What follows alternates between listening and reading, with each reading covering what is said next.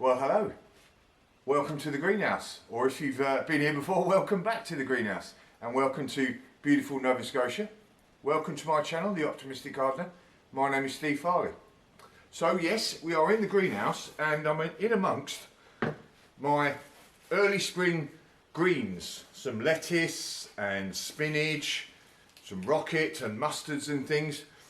But it is now June the 4th, I think, something like that, June the 4th. And these are starting to go over, as you can see, they're starting to flower.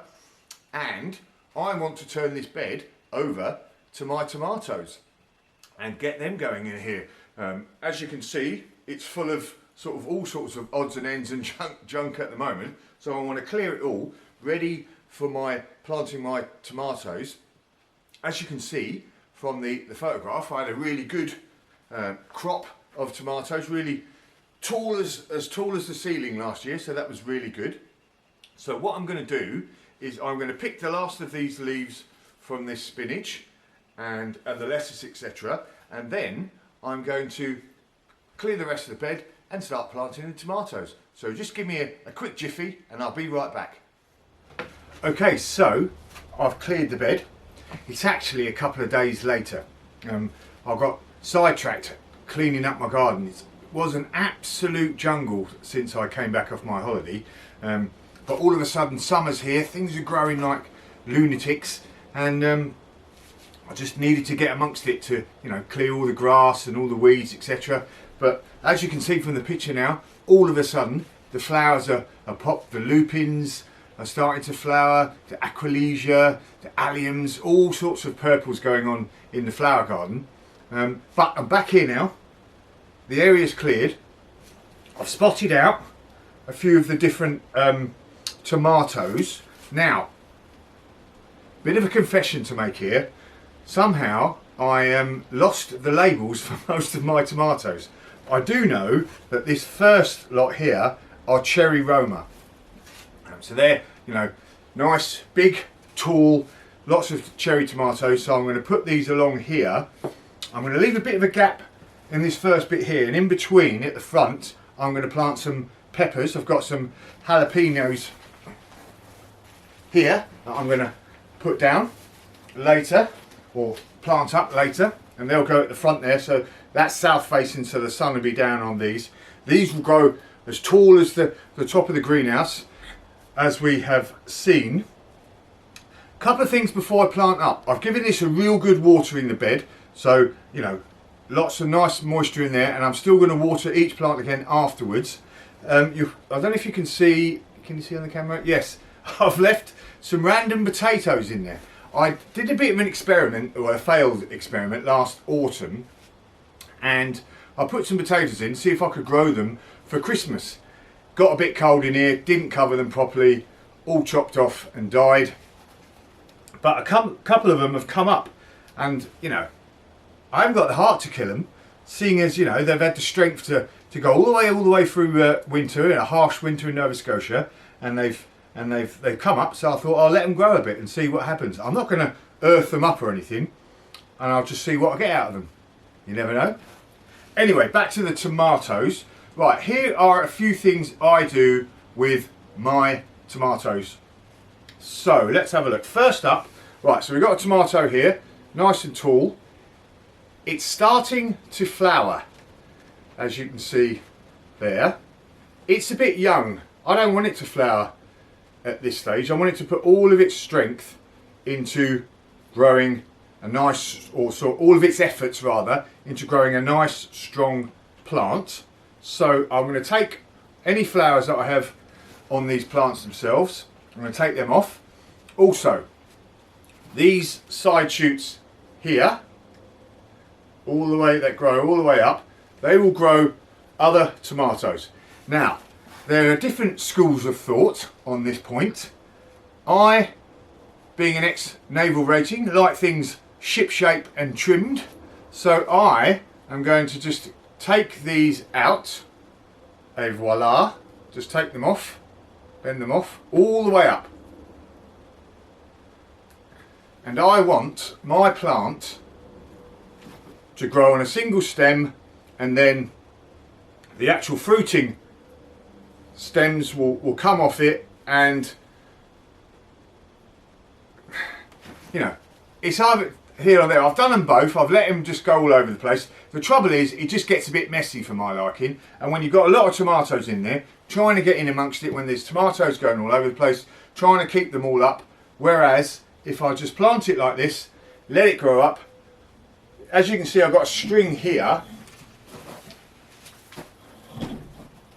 What I'll do is tie the tomato plant or the string to the tomato plant, and then that will wind its way up the actual string, nice and neat. I know where the tomatoes are. I haven't got to get amongst it. There we are. That's the old naval rating in me. Like to keep things nice and shipshape. So, like I said, I'm going to take all these side stems off. Oh, timber. Right, so that's that. So do that on this one. Side stems. They're all off. Not many growing on this one yet. Okay. So, second thing is, let's open this up. Right, got a nice healthy root ball. What I'm going to do is take off, I'll cut them off actually, these bottom leaves.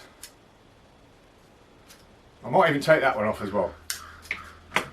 Right, this tomato plant has the ability to grow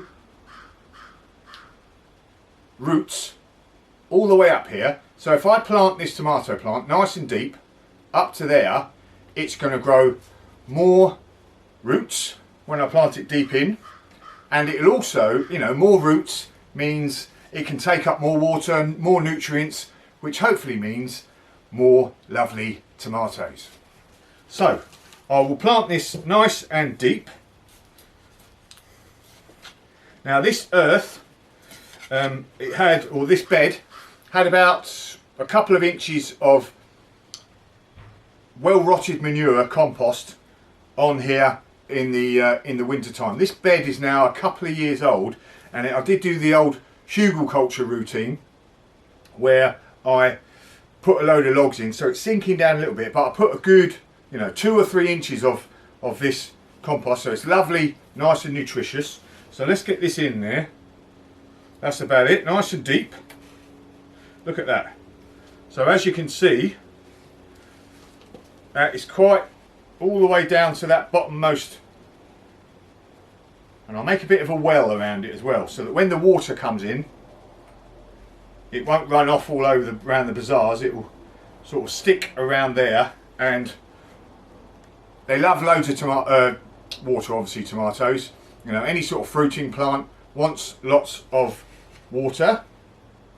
And there we go. So I shall carry on with this. Let's have another little quick look, just in case you can't remember. The old routine of these little runners here off the in-betweeners. Any flowers we can see there, let's get rid of that flower. And now for the next few weeks it can put all its efforts into growing. Let's cut these bottommost leaves off.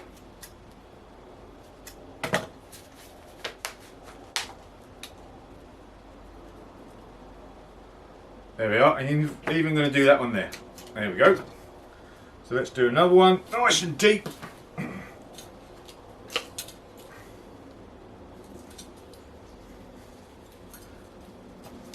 And I've got them just over a foot apart.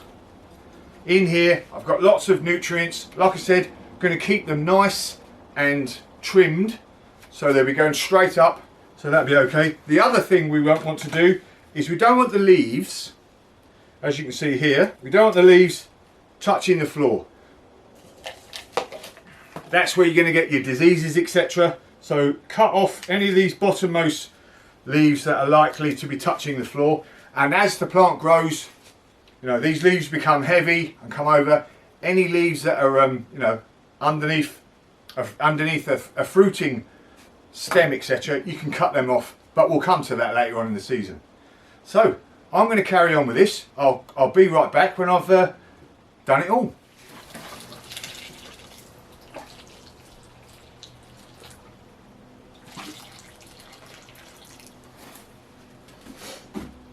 Okay, there we go.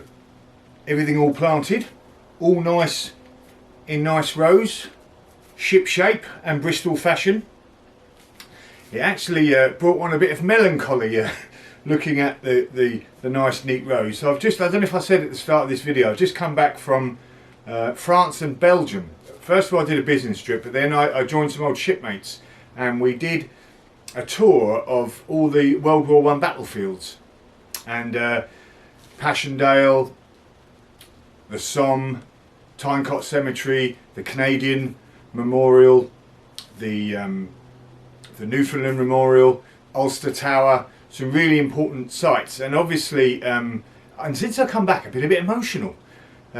Seeing all of the, you know, the nice neat rows here reminded me of unfortunately, all the nice neat rows of all the thousands and hundreds of thousands of graves, which tales of heroism, but you know, what a waste.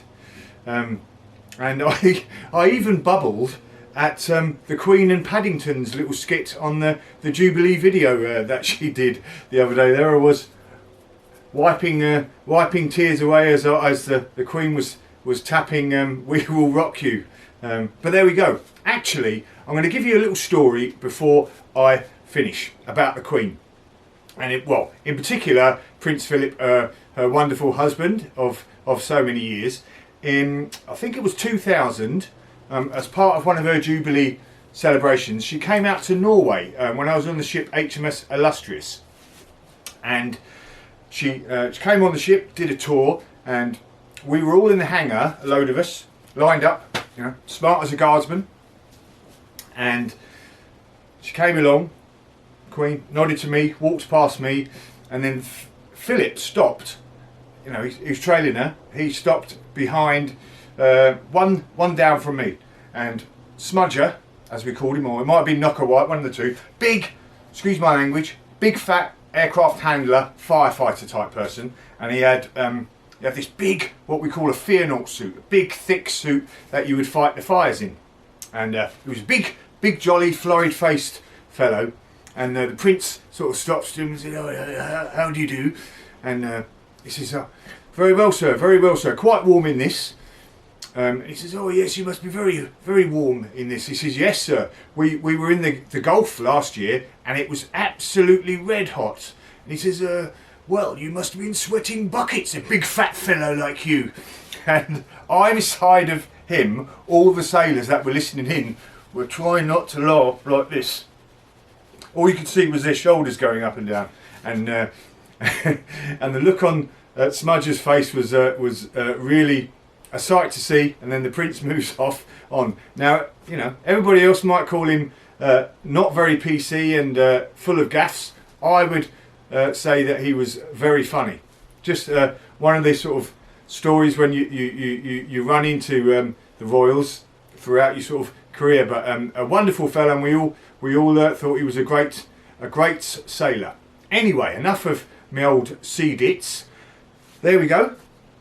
Tomatoes planted, ready for another hopefully successful season even. Big, nice hive full of big heavy trusses of tomatoes. Now I've just got to keep them nicely watered, feed them every couple of weeks, and make sure I nip out those little side shoots as they come up all the time, and we should be set fair. Oh, there's a little flower there. Let's get rid of that. And as usual, I will finish with job's definitely a good one, I think. See you later.